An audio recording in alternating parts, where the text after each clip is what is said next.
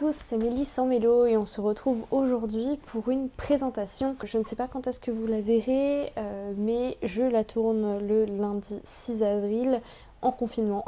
Donc vous n'avez pas le fond habituel et on fait avec ce qu'on a, hein, comme on dit. J'espère qu'en termes de qualité, son, lumière, ça ira. Normalement, j'ai fait quelques tests dans des vlogs, donc je crois que ça va. Après, j'ai la lumière qui me vient que d'un côté, mais c'est à peu près tout ce que je peux faire pour que ce soit un peu potable. Aujourd'hui, je vais vous parler d'une lecture qui m'a énervée. Vraiment, ça m'a énervée. Pourtant, ça partait plutôt bien. Et les avis que j'ai vus sont tous super positifs. Voilà, donc j'ai l'impression d'être complètement en dehors du truc, d'être passée à côté de cette lecture. Donc n'hésitez pas dans les commentaires à venir me dire ce que vous en avez pensé, parce que vraiment là je me sens seule. Vous l'avez vu dans le titre, vous l'avez vu normalement sur la miniature, il s'agit de Wicked Deep de Shea and Shaw, le sous-titre La malédiction des Swan Sisters, la traduction est parue chez Rajo. Je vais commencer par les points positifs, j'ai vraiment eu du mal à en trouver et finalement en y repensant, il y a quand même des points positifs. L'histoire, est-ce que je vous refais un résumé ou pas ? De toute façon, c'est assez simple. L'histoire se situe dans la ville de Sparrow, une petite ville de l'Oregon, je crois, une ville portuaire, dans laquelle 200 ans auparavant, 3 jeunes femmes, les Swan Sisters, ont été noyées dans le port pour sorcellerie. On est à notre époque, donc 200 ans plus tard, et on va suivre Penny, Penny Talbot, une jeune fille qui vit sur l'île du phare de Sparrow et qui va vivre ce qui se vit depuis 200 ans maintenant, qui s'appelle Saison des Swan Sisters. Et en fait, c'est pendant tout le mois de juin, il me semble, du 1er juin jusqu'au solstice d'été. Pendant ces quelques semaines, les Swan Sisters, les esprits des Swan Sisters sortent de l'eau, prennent possession des corps de 3 jeunes femmes qui ont à peu près leur âge, donc entre 17 et 19 ans. Leur âge au moment où elles sont mortes. Entre 17 et 19 ans, et qui vont, durant cette saison, noyer des jeunes hommes dans le port. Commençons par les points positifs. Au niveau de l'histoire de fond, donc ce que je vous ai dit là, ce qui est visible sur le résumé, ça donne archi envie. Franchement, moi je trouve l'idée super. Je trouve que l'ambiance petite ville est plutôt bien retranscrite, même si là on reste entre ados. On voit assez peu d'action d'adultes, d'interaction avec des adultes, et je pense que ça manque un petit peu, mais franchement le côté petite ville, très très bien fait. J'ai beaucoup aimé aussi l'aspect malédiction, sortilège, le côté un petit peu glauque de ces morts qui ne s'arrêtent pas, la partie légende, franchement très sympa aussi, rien à dire. On rentre pas trop mal dans l'histoire en suivant Penny. Je trouve que les explications par rapport à cette malédiction sont plutôt bien données. Faut que j'arrête de dire franchement. Le début commence vraiment bien.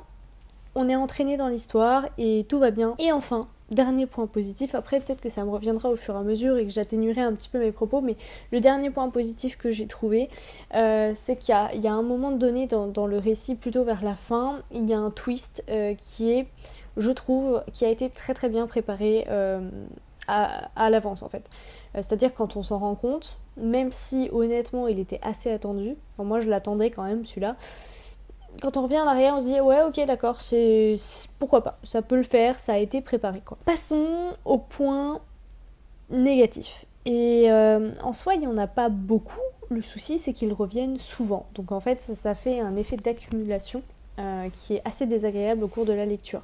Avant de commencer à accumuler les points négatifs, il y a 2 petites choses que je tiens à dire. La première, c'est que j'ai lu ce roman après une lecture francophone, enfin écrite par une francophone qui est absolument géniale, que j'ai adorée. Et il s'agit des Chaînes du silence de Céline Chevet, sur lequel on vous fera, peut-être qu'on l'a déjà fait, une comparaison. Deuxième point, j'ai lu The Wicked Deep grâce à l'opération Rajo en cours de confinement, où il proposait des e-books de façon gratuite via NetGalley. Du coup, je l'ai pris à cette occasion-là. Moi, à la base, je souhaitais plutôt le lire en anglais. Donc, peut-être que dans ce que je vais dire, il y a une part qui est due à la traduction. Et peut-être pas. Et en fait, j'en sais rien. Et honnêtement, je vais pas relire la version anglaise pour m'en assurer. Mais voilà, je tiens à nuancer un peu les choses. Déjà, j'avais lu quelque chose d'excellent avant, avec un très très bon niveau de français. Et pourtant, destiné à un public à peu près du même âge, je pense. Et voilà, peut-être la traduction. Bon. Donc, premier point, le vocabulaire. Je l'ai trouvé très pauvre, mais vraiment, vraiment pauvre. Une syntaxe archi simpliste. Alors ouais, je sais, on est sur du young adult. Là, franchement, on pourrait le lire, je pense, facilement début collège, même si l'héroïne est à 17-18 ans. Et du coup, ce qui est lié à ce vocabulaire pauvre, ou ce qui m'a fait vraiment me rendre compte de la pauvreté du vocabulaire, c'est le nombre de répétitions qui est agaçant. Alors, certes, des répétitions de mots, ça arrive, alors pas trop fréquemment, mais ça arrive. On voit toujours les mêmes mots tourner, bon, c'est fatigant. Mais surtout des expressions qui reviennent tout le temps. Genre les lèvres corail. Ça, franchement, des lèvres corail, c'est des femmes, des filles, plusieurs, différentes, qui ont les lèvres corail. Il y a plein d'autres façons, plein d'autres mots pour décrire des lèvres, des bouches. Et on a aussi beaucoup de répétitions dans le sens. Je dirais des répétitions de fond. C'est des explications en fait qui reviennent sans cesse. Voilà, le coup des... Ce que moi je vous ai expliqué au début là par rapport à la malédiction des Swan Sisters. Certes, c'est répété à plusieurs personnages, sous différentes formes, tout ça, mais c'est répété et répété et répété et répété. Alors oui, quand on est dans un roman qui fait entre 500 et 900 pages, qui est des répétitions sur des éléments de base, voilà, vraiment importants pour la compréhension de l'histoire, ça se comprend. Il n'y a pas besoin de faire les répétitions tous les chapitres. On a compris l'idée, et moi je déteste ça parce que j'ai vraiment l'impression dans ces cas-là que le lecteur, moi du coup, est pris pour un idiot en fait. Vraiment, j'ai l'impression d'être idiote et d'être bête quand je lis ça et je me dis mais est-ce qu'il y a un élément qui a changé qui fait qu'on ait besoin de me réexpliquer ça ou est-ce que c'est le même élément qu'on essaie de me réexpliquer alors que je l'ai déjà compris. Alors peut-être que c'est moi qui étais pas assez attentive même si j'en doute. Il y a plein de petites incohérences qui se glissent. Je vous en ai... Alors moi sur ma tablette j'en ai listé plein parce que j'étais énervée. À chaque fois je surligne et je mets une petite note. Généralement je mets des notes du genre LOL et MDR quand ça fait déjà 10 fois que j'ai répété la même chose. Je peux vous donner 4 petits exemples, on va s'arrêter là. Par exemple, Penny Talbot qui à un moment donné doit plonger dans l'eau. Il est précisé qu'elle est sans ses chaussures parce qu'elle est descendue précipitamment de sa chambre. Enfin, quand elle remonte de l'eau, elle met ses chaussures à sécher. Ça c'est rien. Vraiment, ça c'est rien du tout. Mais par contre, quand en effet elle se lance à la nage derrière quelqu'un au bout d'un ponton, et qu'on sait qu'à ce même ponton il y a son petit bateau à moteur qui est amarré, on a de quoi se poser des questions quand même. Hein. Voilà, je veux dire ça, moi je trouve que c'est... Alors, est-ce qu'on appelle ça des incohérences Incohérences illogique au niveau du sens, quelque chose qui fait vraiment pas sens.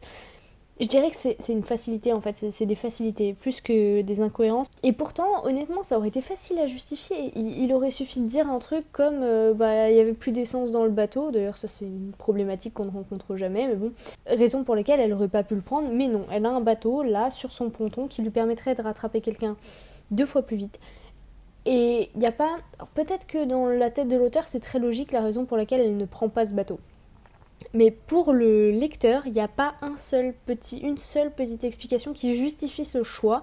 Et moi, c'est tout ce que je demande. Ensuite, de la même manière, en pleine nuit, elle passe devant une maison complètement illuminée. On se demande bien pourquoi. Là aussi, il n'y a pas d'explication. On dit pas qu'elle a allumé le perron avant ou que, je sais pas moi, sa mère ne dort jamais par exemple ou laisse la lumière allumée pour dormir. Enfin, il y aurait plein d'explications. Il n'y en a pas. Et ensuite, elle est surprise en montant dans le phare que la pièce de la lanterne ne soit pas dans le noir en pleine nuit. Alors, le principe même d'un phare étant que la lanterne soit allumée toutes les nuits, je reste sceptique par rapport à ce genre de réflexion de l'héroïne qui la font passer pour une teubée et qui font croire au lecteur qu'il n'a pas de jugeote. Moi j'appelle ça des incohérences, je devrais peut-être appeler ça des facilités ou des trucs qui manquent de sens ou de logique. Il y a pas mal de mots aussi, je vous parlais de vocabulaire tout à l'heure, il y a des expressions qui sont utilisées et qui n'ont pas de sens non plus. Là je sais pas si c'est la traduction. Il y a des expressions qui sont utilisées pour décrire des sentiments. Je pensais à une où il est question d'armure, où c'est très très imagé. sauf que ça va quand il y a des métaphores filées, on peut pas d'un seul coup balancer l'image d'une armure là comme ça, pour faire joli, pour faire un peu stylé, ça marche pas du tout. Donc voilà, je suis en train de m'énerver, faut que je me calme. Pour revenir sur quelque chose d'un peu plus personnel, parce que bon, là pour le coup, je vous ai juste énuméré des faits, hein, voilà, pour moi le côté répétitif, le côté vocabulaire et les incohérences, pour moi ça c'est vraiment juste des faits, c'est des choses que j'ai notées et qui m'énervent. Après, il y a aussi une partie un peu plus personnelle, raison pour lesquelles je n'ai pas aimé ce roman et qui ont pu plaire à d'autres personnes. Je trouve que la romance part trop vite. Disons qu'elle est bien préparée et on sent qu'elle arrive et qu'elle est amenée. Mais j'ai trouvé qu'il y aurait eu moyen d'accompagner le démarrage un peu plus facilement. Là, ça passe de quelqu'un qui veut pas du tout avoir de sentiments à quelqu'un qui tombe en pamoison. Moi, ça ne me convient pas trop comme façon de faire. Après, je peux comprendre que ça aille. Ensuite, deuxième point, quand je vous le disais, je trouve qu'on rentre assez facilement dans l'histoire. Vraiment, assez rapidement. Je dirais que les 50 premiers pourcents, ça avance assez vite. On se dit, ah ouais, d'accord, ça se passe, c'est la chasse aux sorcières, c'est cool. Sauf que les 50 derniers pourcents, ça doit se dérouler sur peut-être 2 jours. Et qu'est-ce que c'est lent. Il y a un déséquilibre en fait entre la première partie et la deuxième partie pour moi, hein, vraiment très personnellement. Et c'est dommage, je pense qu'il y aurait eu moyen de rendre la fin un petit peu plus punchy plutôt que de donner l'impression qu'on l'étale en longueur. Et dernier point, qui là de la même manière est très... Alors je sais pas si je le classe dans la partie facilité et factuelle ou si je le passe dans la partie ressenti personnel, parce qu'en même temps je sais pas jusqu'où peut aller la vraie bêtise humaine, et en plus je connais pas du tout ce genre de légende et la façon dont c'est traité aux États-Unis, donc je peux pas le dire. Là on parle d'une ville où tous les ans à la même période il y a des morts, voilà, c'est un fait. Déjà je ne comprends pas que rien ne soit fait pour arrêter ces morts, c'est-à-dire que peut-être pendant un mois c'est le cas de le dire puisqu'on est en confinement, garder tous les adolescents enfermés, je sais pas moi, ou les envoyer tous très loin d'ici pour un voyage scolaire ou je sais pas quoi, trouver un moyen de les sauver. Non, ah non, ça c'est une idée qui a jamais... 200 ans que ça dure hein, quand même les gars, 200 ans. Et deuxièmement, il y a des touristes qui viennent, il y a des touristes qui trouvent ça cool, on sait que tous les ans il y a des gens qui meurent, mais il y a des touristes qui viennent là, qui envahissent tout avec leurs gosses et tout, juste pour assister à ça. C'est macabre, a priori les autorités l'acceptent, ça veut dire qu'on accepte de faire une fête de ce truc là, alors que qu'il y ait du tourisme sauvage pour assister à ces moments glauques, pourquoi pas, mais que ce soit autorisé, voilà, peut-être qu'on pourrait juste arrêter les réservations dans les Airbnb, je sais pas moi, juste des petites pistes qui me font penser qu'il y a un truc qui tourne pas rond, mais voilà, si ça s'était pris en compte, peut-être qu'il n'y aurait pas d'histoire du tout. Je peux faire une petite passe sur les personnages aussi. Moi je les ai franchement bien aimés. Quand même on va terminer sur une note positive. Les personnages je les ai bien aimés. Que ce soit les personnages des 3 sœurs qu'on croise quand même au fur et à mesure, parce qu'en termes de construction on suit Penny Talbot et puis en fait il y a des petits passages intermédiaires, des petits chapitres intermédiaires où on apprend un peu plus sur ce qui s'est passé avant, sur le passé des sœurs, sur la famille de Penny, enfin sur plein de trucs qui sont sympas même si c'était pas les chapitres les plus punchy on va dire. Donc voilà, moi les personnages j'ai bien aimé franchement. Penny, les 3 sœurs, l'amie de Penny, je les trouve assez réalistes et je me dis pourquoi pas. Sinon je pense que je pourrais vous faire encore une liste de toutes les incohérences, genre longue comme le bras. Je vais m'arrêter là, je vous en ai déjà assez parlé. Pour un seul livre je pense que la présentation sera peut-être un peu longue. N'hésitez surtout pas vous dans les commentaires à me dire ce qui vous a plu dans ce roman. Dites-moi si je suis la seule à avoir eu ces impressions. J'ai vraiment l'impression que oui. Donc dites-moi tout, voilà, je vous attends. En attendant une prochaine vidéo, je vous souhaite à toutes et à tous de très très belles lectures.